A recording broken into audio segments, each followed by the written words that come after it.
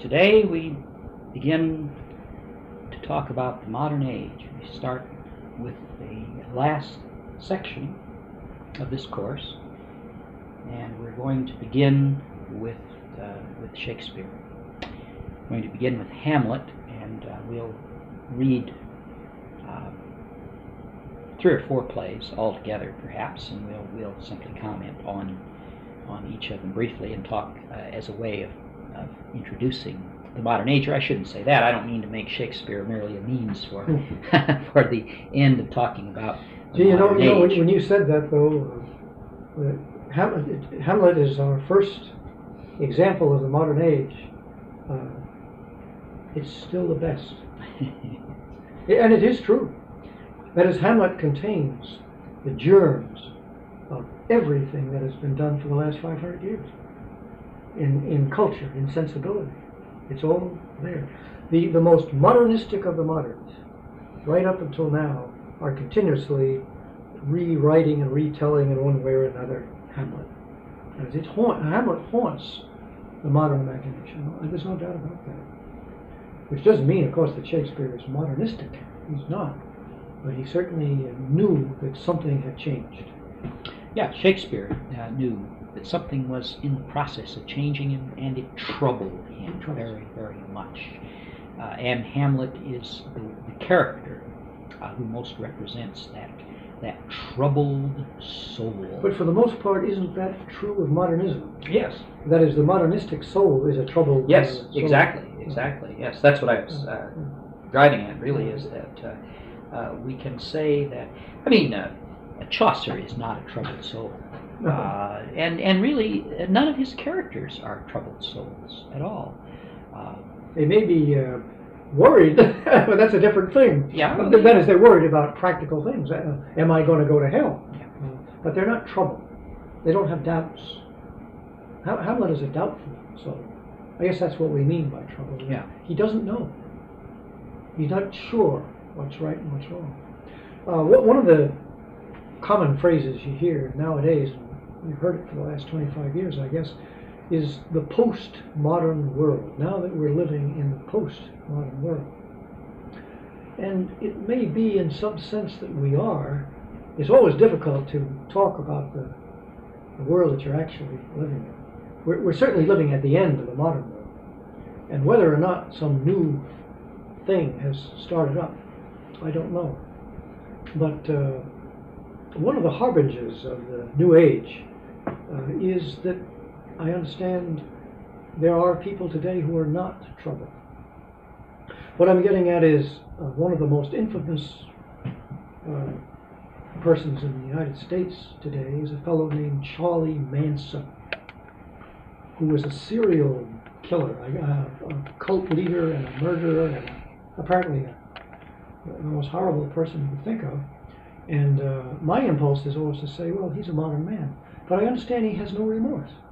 But he's not a troubled man. I only know about this in the papers. It's you read about it. Lord knows what he's really like. But one of the apparently he had an anniversary here last week. He's a celebrated American figure. He was involved in the ritual murders, not just killing people, but sacrificing human beings or something like that. Ritual murder of a wealthy actress, a Hollywood actress, and her husband. It involved with something diabolic and all that kind of stuff. I mean, it was a sacrifice or something like that. So I mean, it isn't just an ordinary murder. We're not talking about Jack the Ripper. But here, apparently, we find a person who is autistic. He has no. He thinks everything's all right. And I read an article in the paper about a whole species of holy terror running around the world today. They call them pedophiles, and they're people who molest children.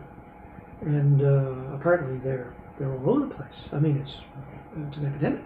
And one of the characteristics is that these people think they're right.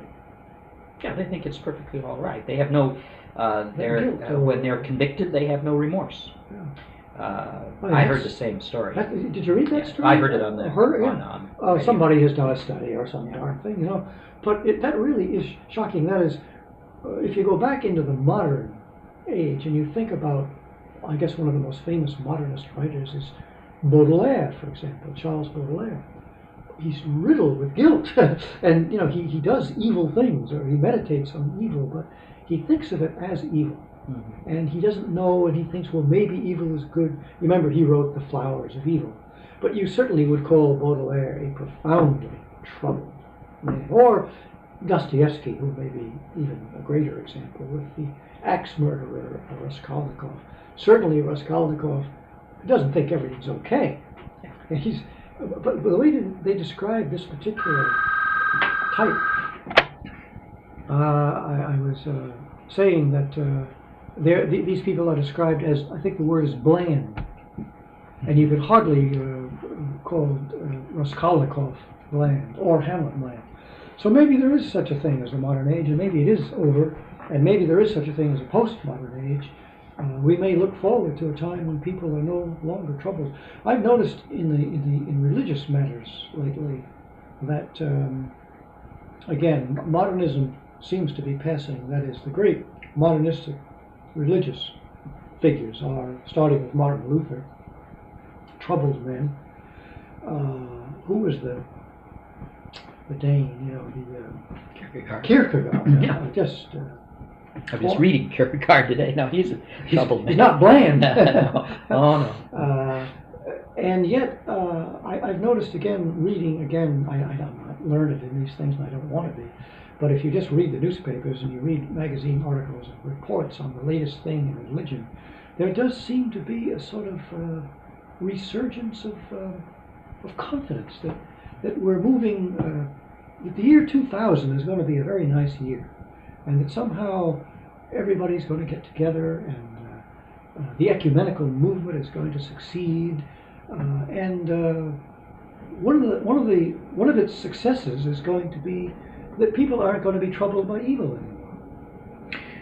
Yeah, there's even there's a popular slogan going around right now that is coined, I think, by a song.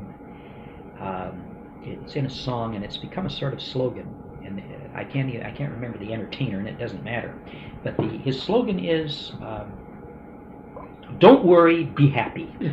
That's his slogan. I mean, it sounds idiotic, but and I wouldn't want to try that on Hamlet. no. But people are taking it up. Yeah, it's right. becoming it's like the smile button, or the I don't know. They don't have this in Europe, I suppose. The button with the dots for the eyes and the nose, and then an upturned curve for the smile. I think they do. I think they've marketed Maybe that. they have. Smile, or then its Christian version is "Smile, God loves you." Oh.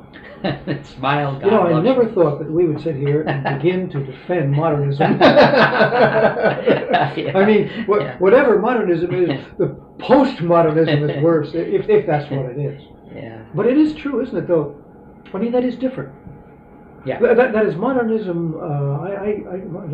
I spend my whole life attacking modernism. Everybody that comes to mind is my enemy. But whatever you could say about them, they're troubled people. Yeah. Even James Joyce was a profoundly troubled man, and Sigmund Freud or Karl Marx, for that matter. Mm-hmm. They brood about things, and they worry about the dark forces and all that sort of stuff. Well, the whole emergence of psychiatry itself is, I think, a mark. I don't think that psychiatry caused people to be sick or to brood, but I think that psychiatry was inevitable, and psychoanalysis was inevitable because everyone became troubled. The whole world was, and still is to some extent, deeply troubled. That is, it's not only men like Dostoevsky, but it's your grocer and your automobile mechanic are troubled men. Their marriage is going to pieces on them, and their minds are going to pieces on them, and they're taking to drink and to drugs. Just ordinary people. In other words, I think that modernism has gotten down finally into the roots of the culture, whereas it used to be, it was something that was promulgated and practiced and championed by a few literary people and artistic people, intellectuals who started it all, but it's gone. It really has sunk down into the roots of things. Well, that's a hard question. Whether do literary people and philosophers and intellectuals, are they causes or are they effects? Right. Yeah. Certainly, Difficult to say. It's difficult to say, but you can't blame. No. The intellectuals. It's in the tide of time. Yeah. It just gradually. I mean, Shakespeare, for example, didn't create this. No. No, he was. He sensed. I think he was on the. In a sense, he did represent the avant-garde insofar as he saw this very early on. He saw this coming, and you find it in a lot of his plays, but you find it especially in Hamlet. And Hamlet is the play, undoubtedly, which is his masterpiece, and which everybody acknowledges is his masterpiece. And it's the masterpiece of the modern age. Yeah. Nothing was ever done as well. It came right at the start, and it stands to modernism as Homer stands to the whole classical antiquity. It's the first and the greatest, and there it is. And it's prophetic.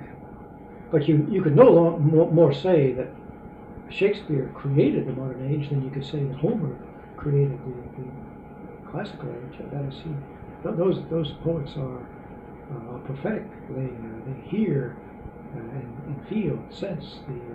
If we were, with hindsight, we can put ourselves in the time of Shakespeare, that is at the end of the 16th century in England, and we can look back 100 years, and we can say, well, you can see a lot of this coming. You can look back to figures like Galileo, for example, and you can say, well, he was a troubled man. He was coming for 100 years. Yeah, the whole era. Luther too. Luther was troubled. They were all deeply troubled men, and it was everywhere. But nobody saw that. Shakespeare did. Well, they were rather confident. I mean, they thought they were confident. Oh, yeah. They're all full of confidence. Francis Bacon and so forth, and yet there was an emptiness in that confidence. That there was an undercurrent of doubt, great sense of discovery, and we're going to conquer the world, and everything is new, and then at the same time this terrible qualm about what they were doing. Well, there were qualms about religion. That is, all right, we're going to control the world, and we're going to turn to the study of man, but what about God? I mean, what about all of our religious beliefs? Because those beliefs persisted. That is, Luther was a religious man. He didn't want to take God out of life at all. He thought he was restoring God to a position that he deserved. Religion was a preoccupation of these times everywhere in Europe during the 50s, of course, especially because of the great controversies that came about. But men were troubled about religion. That's the problem. They were now troubled about religion, whereas obviously, again, Chaucer isn't troubled about religion at all. And none of his people are troubled about religion, except insofar as they're worried about possibly their destination. He makes a retractation. If I have sinned, I'm sorry for my sins. That's not being troubled. No. Oh, no. It would be absurd to try to represent Chaucer as being troubled. This has been done, of course.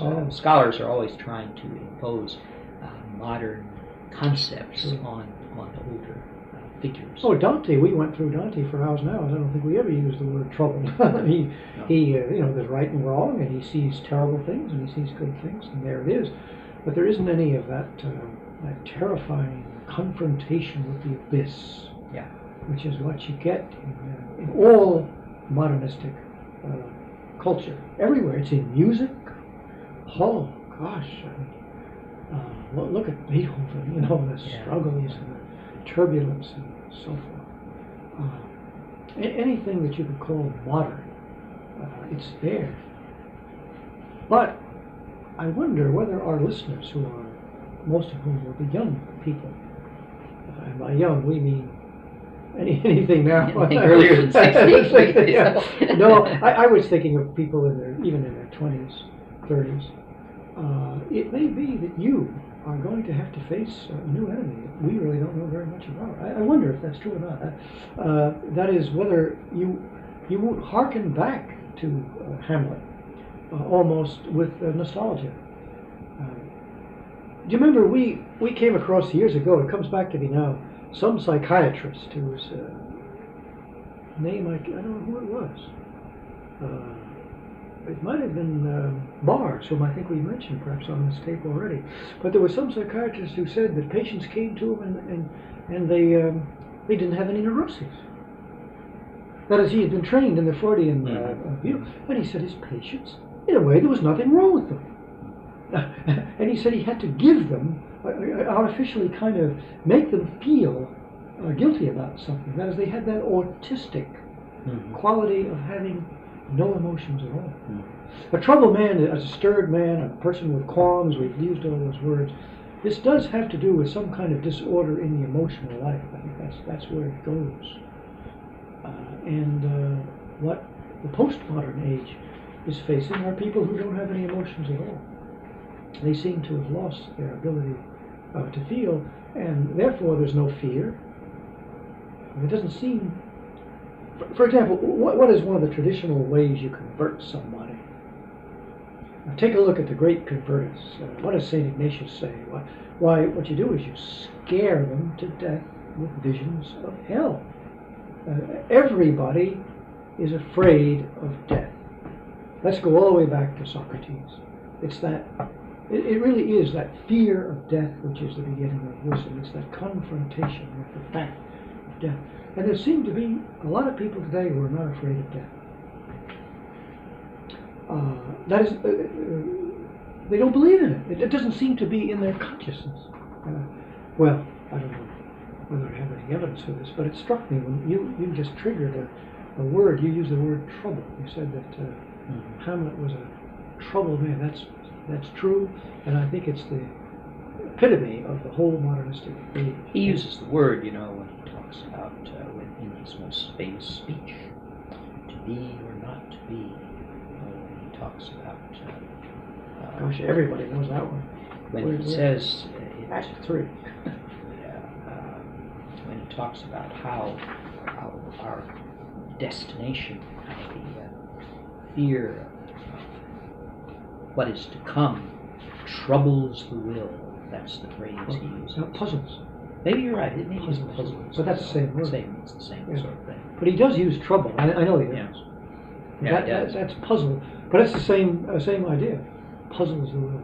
Means that the thought of something after death puzzles the will. And what I was suggesting is that, and I know this is true, as I've talked to people, they don't think there is anything after death, and therefore it doesn't puzzle them. Yeah, they think this is all there is, or they don't think at all about it. Yeah, I think that that's true. Really, I find it true, and especially disturbing in young people. That is, even college students. They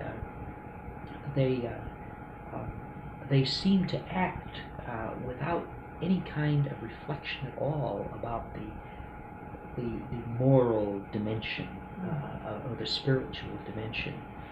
And of course I read about it all the time in the case of criminals who there's a new kind of criminal. Yeah. I know our colleague, Mr. Nellick, used to say, you read about one of these terrible crimes about every other day, and there was one here in Lawrence some years ago, and Mr. Senior said, well, he said, those people, he said, there's nobody there. He said, in those people, there's nobody there.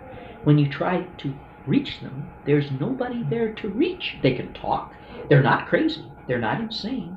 But somehow, it's as if they don't have a soul at all. Yeah. You can't reach them in any way. They just answer you in a kind of automatic way, but there's no possible way that you can reach them. It's as if they really had no soul. Now that we say, well, that's impossible. Everyone has a soul, but on the other hand, you can stifle the soul. You can deprive the soul of its life's blood, or its oxygen, I guess would be right to keep up the metaphor, until it's we usually say, well, that's the conscience. We know that the conscience can go dead. Mhm. It's possible. Yeah, St. Paul speaks of that reprobate sense. Yeah. It could be. Except that it used to be such a rare thing. You see it, well, I don't know. It's almost become a social phenomenon. Yeah. I mean, ordinary people. Now, someone like Iago is a monster, for example. Yes. Who shows no remorse. He's at not all. troubled. No, he's not troubled. He's a Excuse me, monster. those dogs are troubled. I mean, You do see a character like Iago emerge as a monster. He's obviously someone who just shocks everyone. The troubled character in that play is Othello.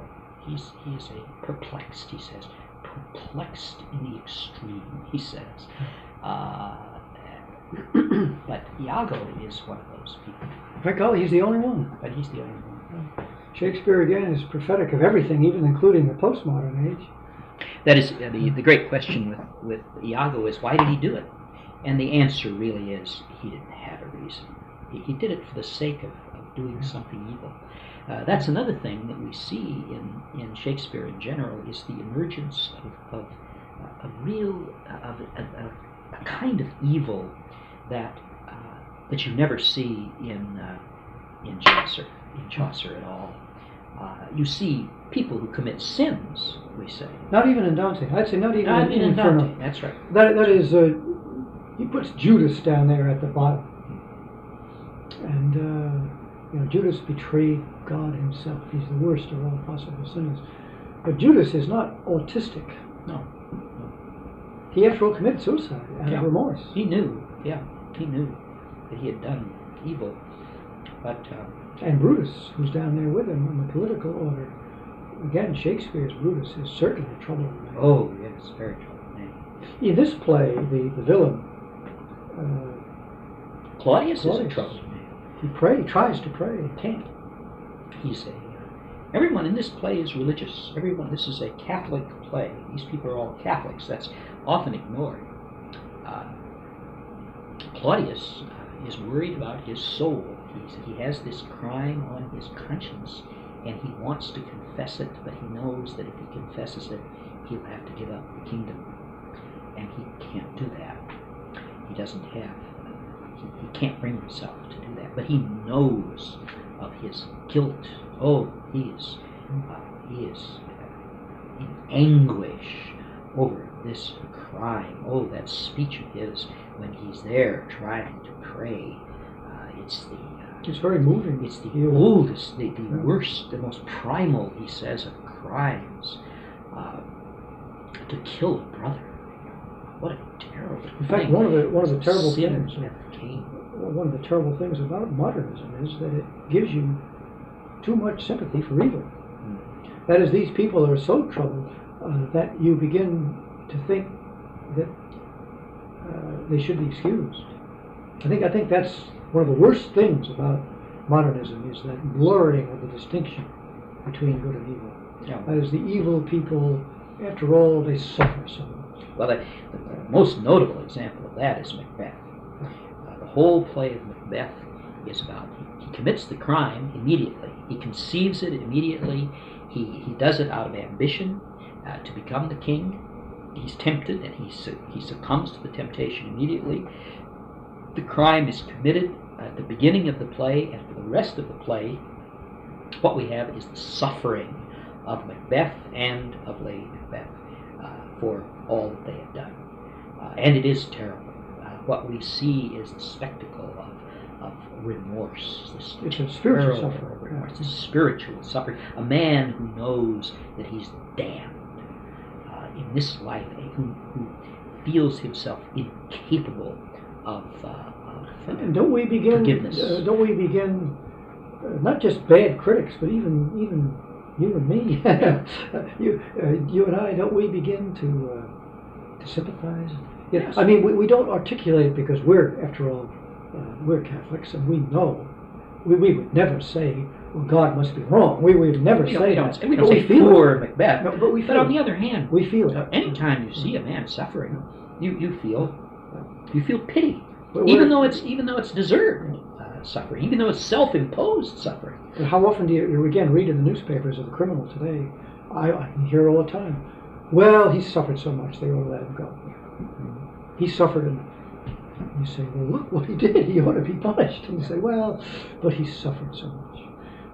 This is said of the victims of the latest disease, this unmentionable disease, which is sweeping certain sectors of society. They always say, oh, but they suffered so much. You say, well, they brought it on themselves. How could you say that? Where is your compassion? I think there is a great deal of compassion for evil. And Shakespeare's got it. Now again, I don't mean to say that Shakespeare makes a judgment.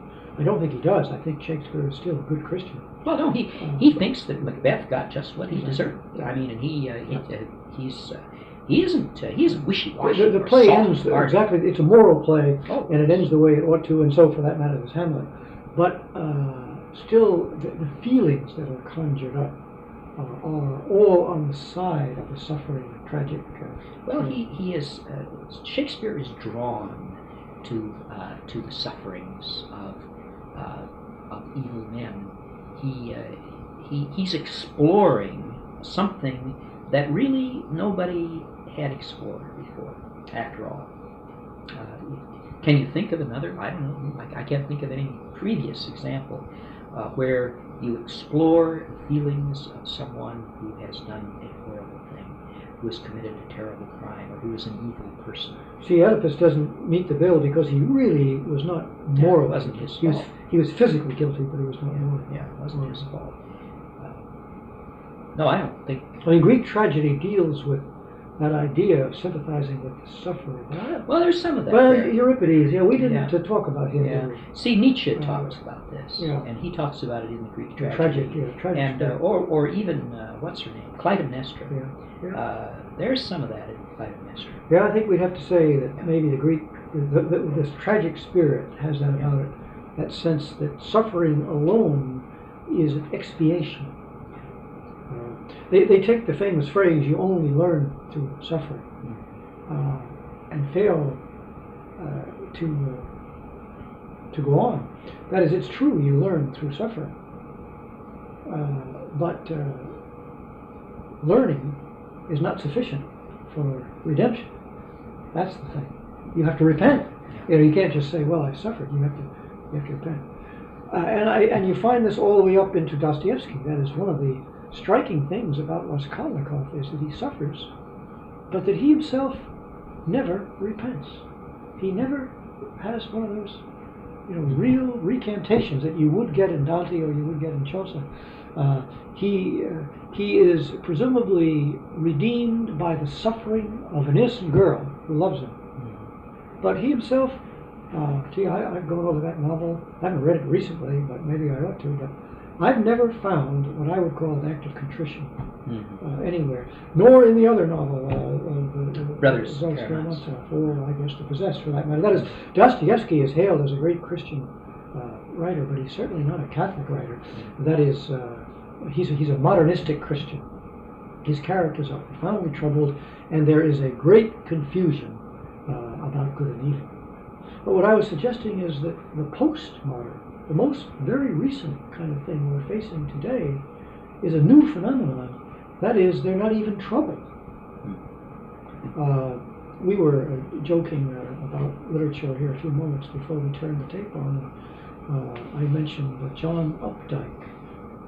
I haven't even read John Updike. And there's another one called Cheever.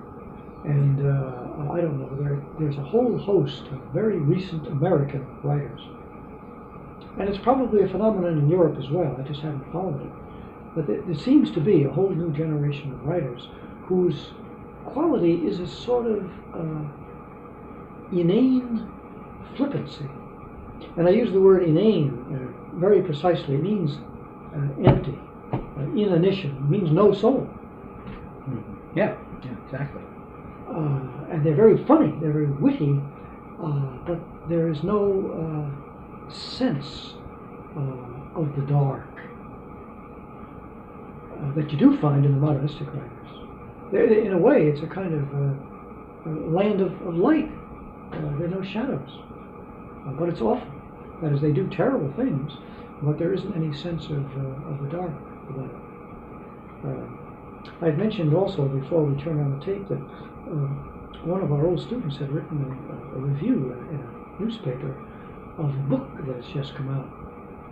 And it's not a good book, but it's an interesting one. It's a book dealing with the ideas, the ultimate metaphysical and religious ideas of three so-called very modern, postmodern scientists. And they asked them what they think are the ultimate things. And it really is shocking.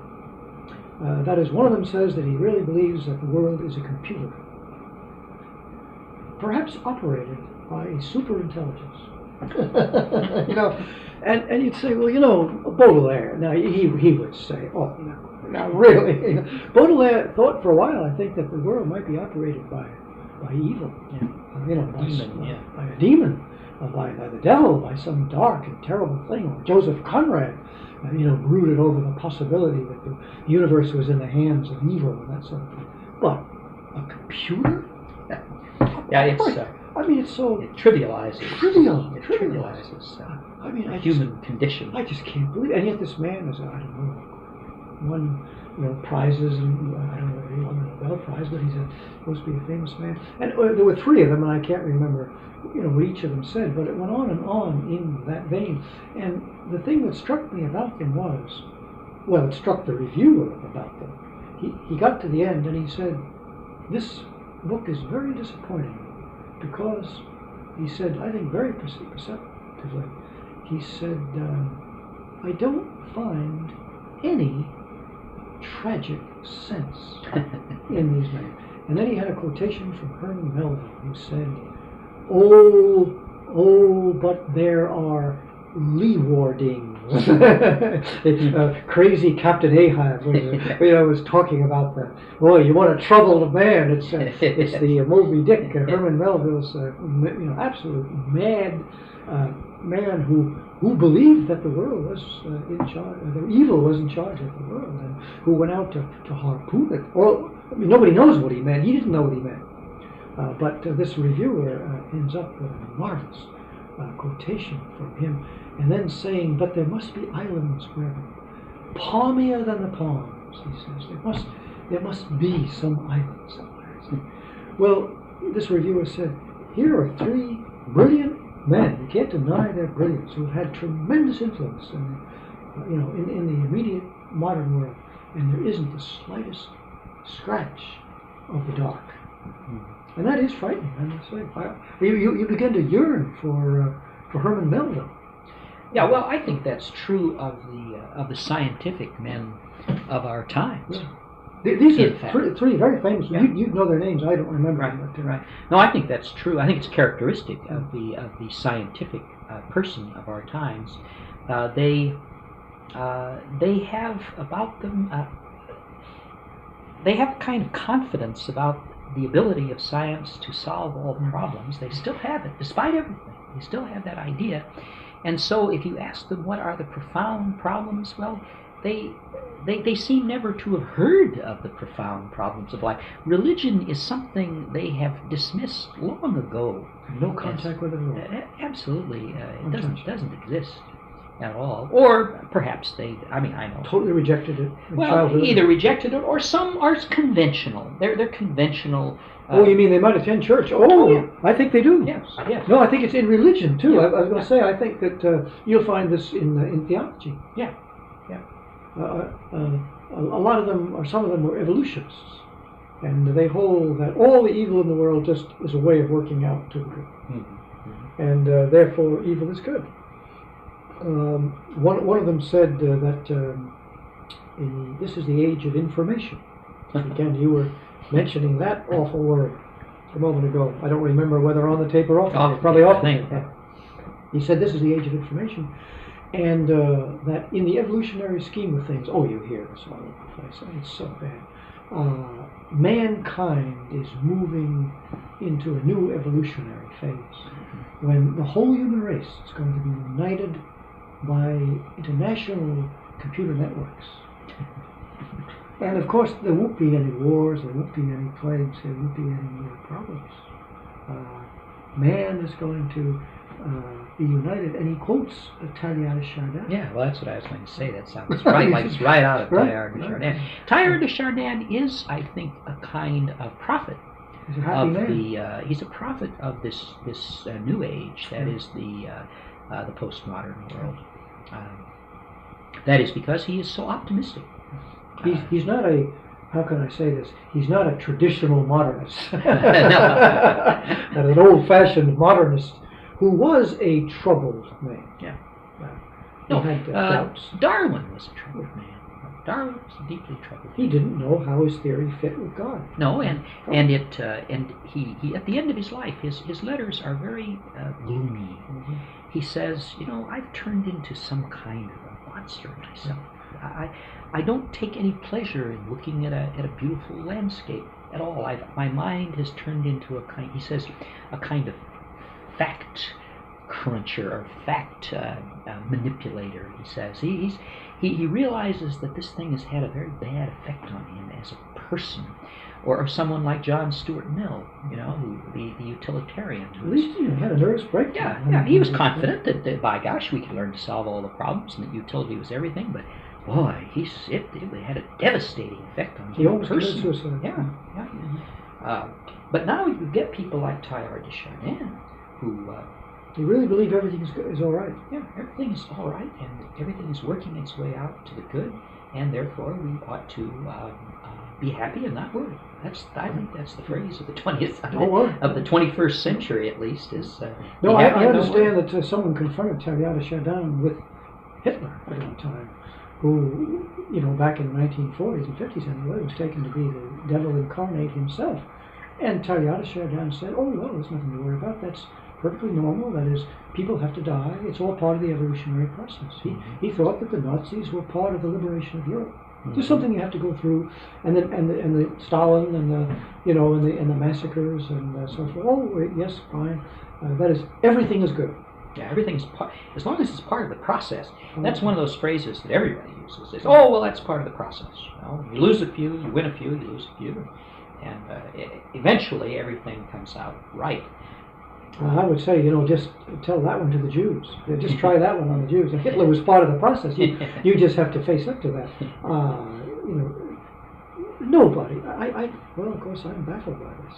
I say nobody's going to accept this, and yet large numbers of people seem to be accepting it. Have you felt it in the air, a kind of confidence these days? That everything's going to be all right. You find it everywhere.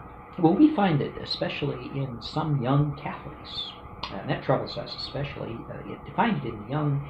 The young are naturally, rather, as St. Thomas Aquinas says, naturally hopeful, not in the theological sense, but in the emotional sense, because he says they haven't suffered much in the way of setbacks. He says he compares them to drunks. Maybe I've said this before, but with a kind of humorous way. They don't know. They really don't know what everything's all about, and so naturally they're going to be a little optimistic until they face reality. But we find this in people who are not so very young and who have been out in the world for some time. That is a feeling that, well, if we could just adjust a few little things, everything would be all right. If I can't remember, perhaps you said it, or someone else said it. If we could just get the abortion problem solved, if we could just repeal the laws that permit abortion on demand, then everything would be all right. That's a terrible thing. We ought to do something about that. But after all, that's that really is a terrible thing. But we could do something about it, and eventually we will do something about it, and then everything will be all right again. And you say, well, you see, abortion is merely a sign of what is wrong with the world. It's just the latest sign of something terribly and deeply wrong with the world. Here I begin to sound like a modernist, you see. I begin to fall back into modernism as Step in the right direction. Step in the right direction, right? Say, well, at least you ought to be troubled about it.